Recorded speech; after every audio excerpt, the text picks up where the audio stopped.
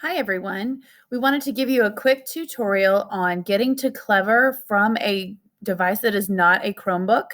You would go to Rapides Parish Schools page, rpsb.us, and go to Digital Portals.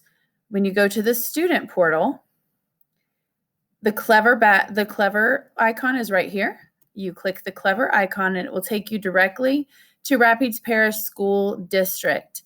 Now, if it doesn't say Rapides Parish School District, then all you have to do is search it in Clever and it will come up, or search our school, Mabel Brasher Montessori, and that will bring you to the correct login.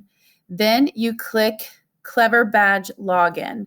When you click that, a video comes up, a camera comes up, and you use the QR code and you log into Clever that way. All you have to do is show it to the camera, and then it shows you all of your child's resources that are right here quickly.